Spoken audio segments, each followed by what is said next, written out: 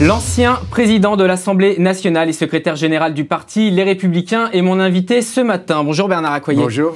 Selon un sondage Elab pour BFM TV, François Fillon a été jugé nettement moins convaincant par les téléspectateurs que Jean-Luc Mélenchon et Emmanuel Macron lors du débat présidentiel hier diffusé sur BFM TV et CNews. C'est important car lors de la primaire de la droite, c'était avec les débats que François Fillon était notamment parvenu à s'imposer. Là, apparemment, selon cette étude, ça n'a pas pris. Alors très concrètement, à 3 semaines du premier tour, pour remonter la pente, vous faites comment ? D'abord, l'importance qu'il faut attacher à toutes les sortes de sondages doit être relativisée. L'histoire nous l'apprend, et en particulier l'histoire récente, et pas seulement qu'en France.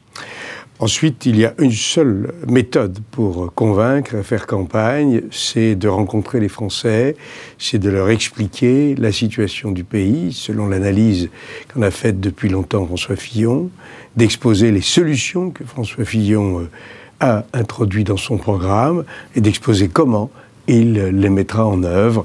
Voilà comment il faut faire campagne jusqu'au premier tour et bien sûr jusqu'au deuxième. Pour François Fillon, lors de la primaire de la droite, tout s'était joué notamment dans les dernières semaines, notamment dans les 3 dernières semaines. Est-ce que vous pensez que pour la présidentielle, ça peut se jouer aussi dans les 2 dernières semaines et demie qui nous restent ? Certainement. Certainement, les dernières semaines, les derniers jours seront importants parce que on n'a pas assez mesuré l'arrivée, les conséquences de l'arrivée des réseaux sociaux, du numérique qui stimulent, qui donnent des informations rapides, parfois contradictoires, parfois qui renversent la table et qui sont le fait désormais des campagnes politiques dans tous les pays. Et la France n'échappe évidemment pas à cette profonde mutation. C'est pour ça, aucun pronostic ne peut être fait très sérieusement et il peut se passer absolument tous les événements les plus inattendus encore jusqu'à l'issue. Mais moi je suis confiant parce que François Fillon a un programme extrêmement solide, les Français le savent, et qu'il est un homme d'État à la hauteur de la situation nationale et internationale. Et vous, hier, personnellement, dans le débat hier, vous étiez dans le public, derrière François Fillon, bien entendu. Vous l'avez trouvé comment ? Est-ce que vous partagez l'analyse des Français dans ce sondage, bon, bien sûr qui n'est qu'une étude, ou est-ce que vous l'avez trouvé plus convaincant ? Je ne partage pas cet avis. J'ai trouvé qu'au contraire, il avait une hauteur que n'avaient pas les autres candidats. Il donnait une sensation d'avoir la capacité, les compétences, l'expérience pour être rassurant avec un programme qui est un programme réaliste et un programme applicable. Et dans ce type de débat à 11, ce qui m'a surtout frappé, c'était que les candidats qu'on n'a pas beaucoup vus, que l'on appelle ceux qui ne doivent pas être méprisants, les petits candidats, ont surtout voulu exister en multipliant les agressions ou les provocations, et que les autres candidats ont essayé, et ils y sont parvenus, en tout cas je le considère pour François Fillon, d'expliquer pourquoi ils étaient candidats et comment ils redresseraient le pays. L'un des moments forts hier pour François Fillon lors du débat, c'est lorsqu'il a fait un peu allusion au moi président de François Hollande en disant un président exemplaire, ça doit être ceci, ça doit être cela. Depuis quelque temps, dans sa campagne, François Fillon attaque davantage François Hollande sur son bilan et moins sur sa personne, comme ça a été le cas il y a quelques semaines, notamment dans l'émission politique de France 2. Ça veut dire quoi ? Que la stratégie qui était celle juste avant n'a pas fonctionné ? Pas du tout.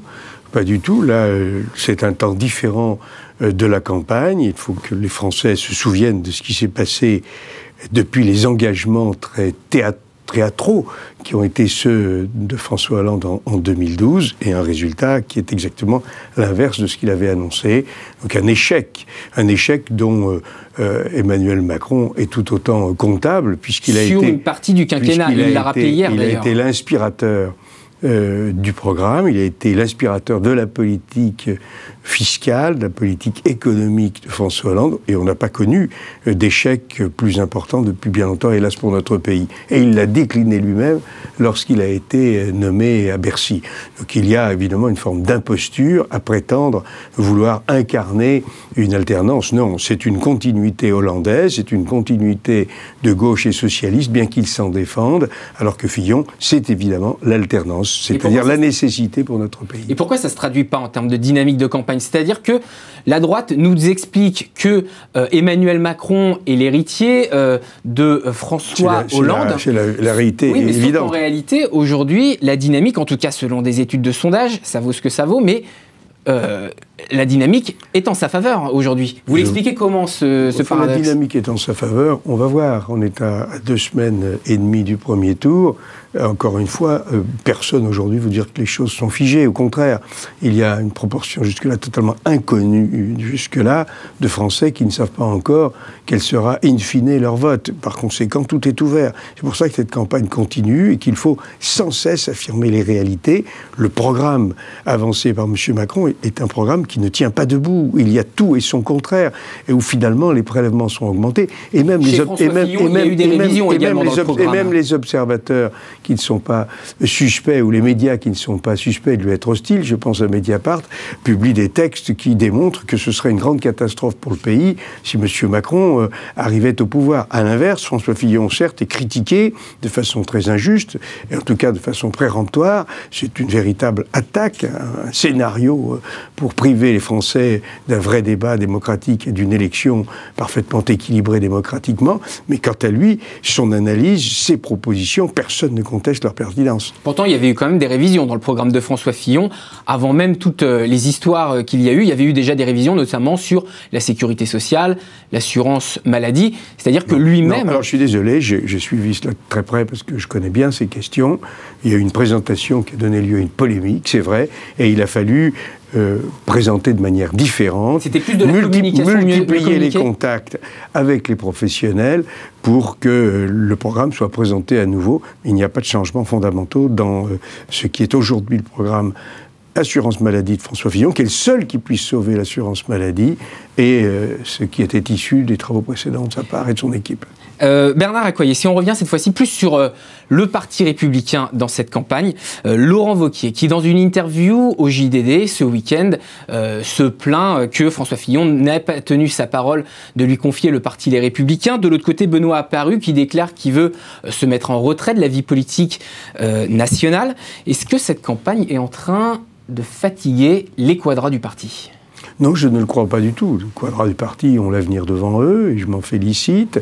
Il y a eu, avec l'échec aux primaires, de 2 personnalités majeures auxquelles je veux rendre hommage, c'est-à-dire Nicolas Sarkozy et Alain Juppé, un changement profond, des départs profonds. Il est normal que certains qui leur étaient proches, et je pense à mon ami Benoît Apparu, qui va de toute façon être obligé, en raison de la loi sur la fin du cumul de mandats, de choisissent de rester dans sa collectivité locale. C'est ce qu'il a dit hier matin. Édouard Philippe également. Oui, parce que c'est un choix qui est très difficile, mais que l'on comprend évidemment. Quant à Laurent Wauquiez fait campagne pour François Fillon. On lui prête un échange avec François Fillon. J'en ignore exactement le contenu. En réalité, ce que je vois, c'est que Laurent Wauquiez fait campagne pour François Fillon. Donc vous nous dites que les quadras sont encore derrière François Fillon, ils font campagne. Ben, c'est une évidence, on les voit tous les soirs, je les croise dans les meetings, nous sommes tous sur le terrain, même si je suis d'une autre génération et que je ne suis pas dans les mêmes perspectives. Heureusement qu'il y a aux Républicains toute une génération de jeunes talents très prometteurs pour l'avenir. La France va avoir besoin d'eux. Vous parliez, Bernard Accoyer, il y a 1 minute ou 2 d'Alain Juppé et de Nicolas Sarkozy, à qui vous avez voulu rendre hommage. Ils ont été battus lors de cette primaire de la droite.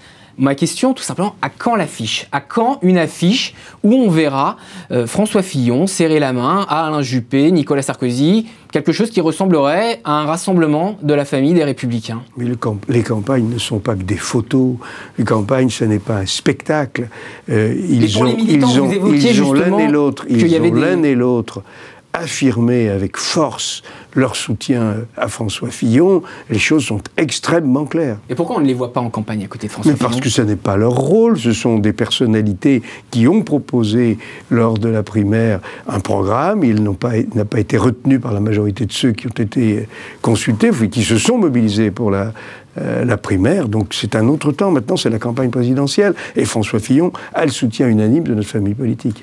On évoquait les sondages qui sont effectivement fragiles, notamment en cette période d'une élection présidentielle qui défie a priori tous les pronostics, mais imaginons tous les cas de figure, imaginons un cas de figure, si François Fillon n'accède pas au second tour de l'élection présidentielle, quel est le risque pour le parti Les Républicains? Y a-t-il un risque d'éclatement, Bernard Accoyer? Et François Fillon sera au second tour. Non, c'est possible, mais je dis imaginons qu'il n'y soit pas. On aurait pu entendre votre question, et on l'a entendu, avant la primaire. Donc vous ne me ferez pas rentrer dans une politique fiction à laquelle je ne crois pas. François Fillon sera au second tour. Et pour la suite de la présidentielle, pour les législatives, aujourd'hui, les parlementaires, comment préparent-ils aujourd'hui cette élection législative? Sur le terrain, arrivent-ils aujourd'hui à faire campagne à la fois pour François Fillon et puis à la fois pour les législatives? Est-ce qu'il y a un retour de la campagne à la normale, entre guillemets? Je veux d'abord rappeler que François Fillon est le seul à être sûr de disposer, une fois élu président de la République, d'une majorité à l'Assemblée nationale. C'est-à-dire le seul qui sera en mesure de mettre en œuvre concrètement les réformes qu'il aura proposées aux Français. Vous pensez que ce que Emmanuel Macron dit que les Français suivent? Écoutez, je connais bien ces questions, je m'en occupe tous les jours. Ancien président de l'Assemblée nationale, je prépare les législatives tous les jours. Il y a un accord d'union entre les Républicains et l'UDI, et nous sommes en campagne, d'abord pour François Fillon, mais simultanément en préparant déjà les législatives, nous sommes prêts. Et je n'ai aucun doute sur la victoire qui suivra le succès de François Fillon aux législatives pour une majorité de la droite et du centre, les Républicains UDI. Merci Bernard Accoyer d'avoir été avec nous ce matin en direct dans Les Échos. Je rappelle, ancien président de l'Assemblée nationale et secrétaire général du parti Les Républicains.